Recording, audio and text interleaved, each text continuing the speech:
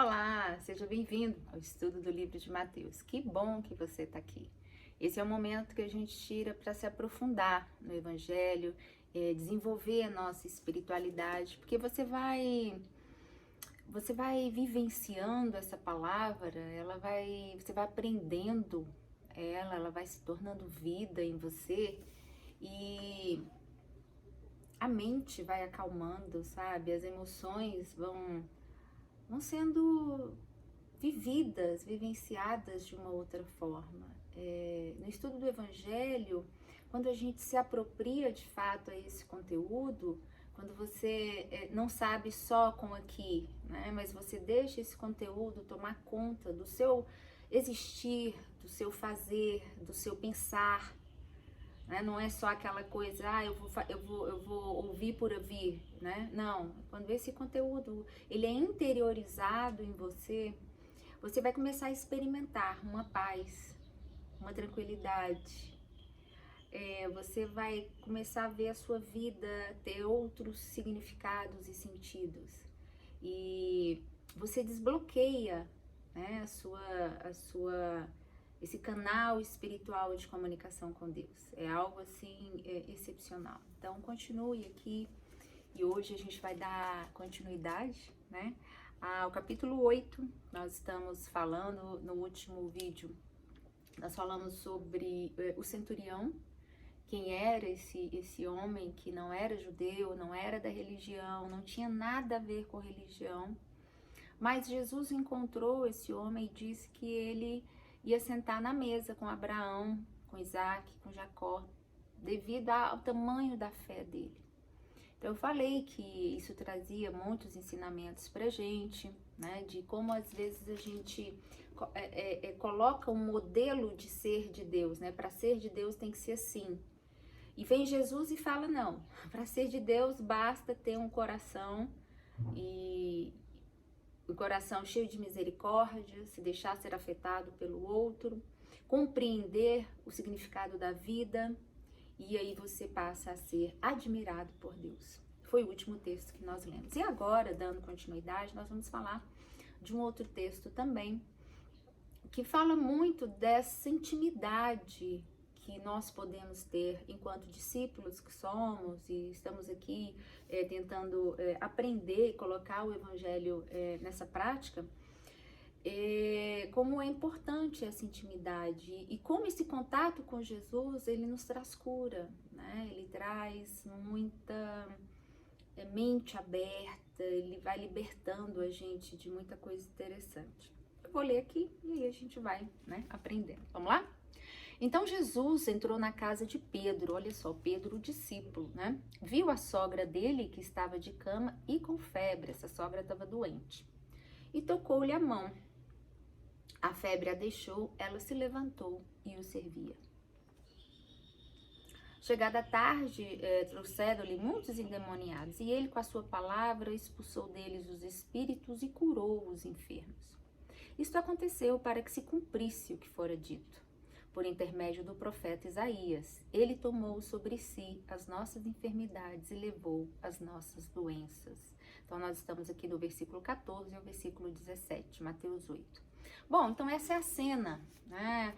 Jesus entra na intimidade de Pedro. Jesus entra na casa de Pedro. Jesus tem essa liberdade de entrar na casa de Pedro. E esse Pedro aqui, que tem essa intimidade com Jesus e que Jesus cura a sogra dele, só para você ter assim, uma noção de quem era esse Pedro aqui é aquele mesmo Pedro que vai negar Jesus 3 vezes lá na crucificação. É esse mesmo camarada aqui. E é o mesmo também que vai falar num outro texto aqui na frente, ele vai dizer, Senhor, de maneira nenhuma o Senhor vai para a cruz. Eu não deixo. Eu não deixo não. Então é esse camarada, que pode ser eu, que pode ser você, em qualquer tempo da nossa vida, né? Tomara que não, mas pode ser, né? Nós somos humanos, mas a gente está aqui tentando aprender para não ser como Pedro, né? Mas enfim, é esse Pedro aqui que Jesus entra na casa de Pedro e vai curar a sogra de Pedro. E a Bíblia diz que no momento que ele toca, essa mulher, ela é curada e ela passa a servir, então, a Jesus. E é muito interessante porque é exatamente isso, né, que foi inclusive a minha fala inicial nesse vídeo, é isso que acontece quando Jesus nos toca. Nós somos, a ideia é que nesse toque, né, nessa palavra que entra, nesse milagre que acontece na nossa mente, no nosso coração, a gente se reestruture fisicamente. Aqui foi uma reestruturação física, né? Mas pode ser uma estruturação psíquica, emocional. Pode acontecer rápido, pode demorar para acontecer, porque cada pessoa é uma pessoa, né? Os modos de Deus tratar cada um é muito individual, né? Cada um tem a sua dor, cada um tem a sua própria doença. E a da sogra de Pedro era essa, mas Jesus toca ela e a partir daquele momento ela passa a servir, né? Então, olha só. Esse texto é um texto simples e o aprendizado dele é muito profundo.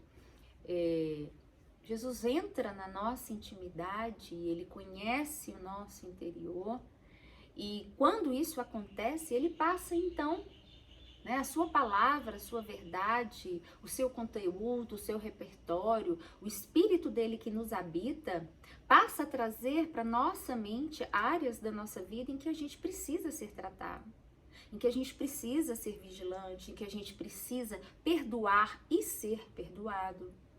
Ele começa a nos colocar naquele caminho de cura, que foi o que Jesus fez com a sogra de Pedro, né? Jesus colocou ela nesse caminho de cura. E nesse processo, que aqui parece-nos que foi um processo rápido, mas não precisa, como eu falei, ser sempre assim, esse processo de cura, ele vai restabelecendo o nosso olhar. E a gente vai deixando a nossa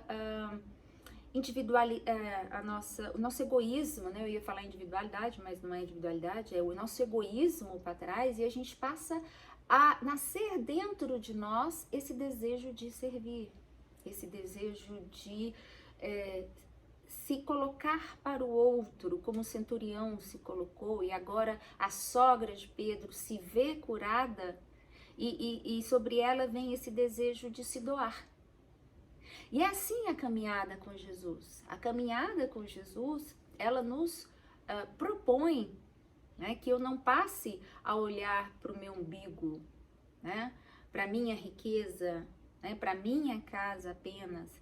Mas a proposta do evangelho como um todo, sempre, é que eu passe a servir o outro, né? Jesus, naquela passagem que ele lava os pés dos discípulos, ele fala, olha, se vocês não lavarem os pés, vocês não têm parte comigo. Querendo simbolizar, né, numa cena simples, mas extremamente didática para aquela realidade cultural, porque o lava-pés, né, se você vai assistir algum filme, se você vai ler a história daquele momento dos judeus, né, você tinha que, o lavar pé era para entrar e para sair de casa, era para se manter puro, para se manter vigoroso na caminhada. E aqui, né, tem o mesmo significado, né? Você está a serviço do outro, você se colocar para deixar o caminho do outro limpo, como se tivesse tido uma terraplanagem, né? E você ajudar o outro, é você servir o outro, é isso que Jesus nos ensina. E aqui essa mulher, então, ela se levanta e vai servir. E nesse lugar de intimidade, né, que é a casa de Pedro, muitas pessoas foram atraídas, muitos endemoniados, Mateus vai nos escrever, muitos doentes foram ali. A casa de Pedro, né, passou a ser esse centro de referência, da onde a minha dor pode ser cessada, porque toda pessoa, né, que se aproxima de Jesus e que tem esse vínculo com ele, não só o servir, mas também o ser referência, passa a ser atrativo para quem está doente, né? Para quem está precisando de uma palavra de ânimo, e você vai sendo ali o bom samaritano, né? Também curando, ajudando a resgatar essas pessoas.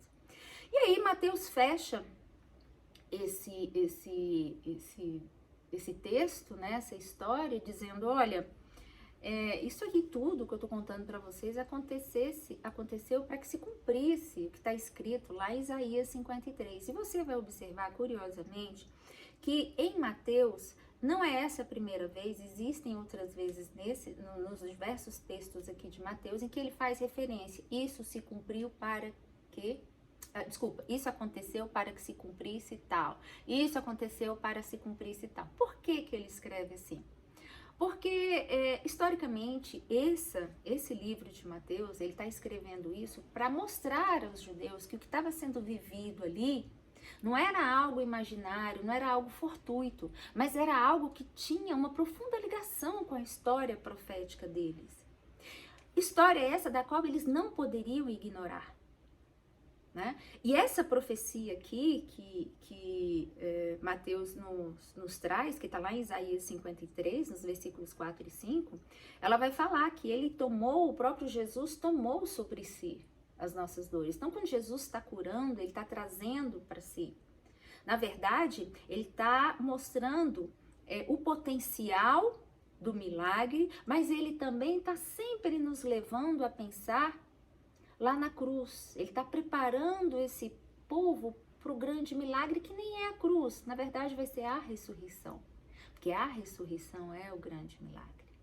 Então, ele levou o que leva Jesus à cruz, o que leva a Jesus a ser sacrificado, é o seu pecado, é a nossa ignorância, é a nossa insistência em se atentar apenas às coisas materiais. A andarmos pensando que andar com Deus é regras, é ser materialista. E Jesus vem com uma outra linguagem que pouquíssimas pessoas entenderam, pouquíssimas, né? E as pessoas que mais entenderam, pela maioria dos textos, a gente observa que nem era quem andava com ele. Justamente era o contrário, quem estava do lado de fora da sede, né, do Sinédrio de Jerusalém. Né? Então, isso nos mostra como é danoso quando a gente ignora a palavra da vida, a profecia da vida. E aqui para nós, a maior profecia é Jesus. Quando a gente ignora essa profecia, a gente volta a andar como os judeus andaram. Quando a gente ignora que esse Jesus, ele desenvolve em nós uma espiritualidade que nos ajuda a compreender a vida, andarmos pacificados com Deus e pacificados conosco mesmo, né? Quando a gente ignora isso, a gente anda com um Jesus superficial, como nós temos visto hoje em muitas igrejas, e eu denuncio direto, e não é porque eu sou mal, não. Claro que não é por isso, mas é porque o próprio Jesus fez isso. Jesus denunciava o Sinédrio o tempo todo. Quem chamou ele de sepulcro, quem chamou o Sinédrio e os fariseus de sepulcro caiado foi o próprio Jesus. Jesus passava e ia apontando que esses caras estavam com falsidade, que nada da palavra deles era a palavra de Deus. Então, toda vez que eu negligencio, toda vez que eu ignoro a nossa profecia de hoje, que a nossa profecia de hoje é o Jesus como símbolo de humanidade, não esqueça, eu estou agindo como o Sinédrio antigo, eu estou agindo como o judeu antigo, que tinha uma visão extremamente materialista, que queria o reino para agora, que estava fazendo toda hora com Chavo, com Herodes, com Pôncio Pilatos. E a pergunta que a gente tem que buscar para nós hoje responder é: nós estamos ignorando essa profecia? E estamos nos arregimentando para fazer conchavos com os Herodes atuais? Quem são os Herodes do nosso tempo, a qual a Igreja do Senhor tem feito conchavos, tem se aliado? Será que ela não tem negligenciado a verdadeira profecia, que é a espiritualidade em Jesus, por meio de Jesus? Pense nisso e te aguardo. Até a próxima.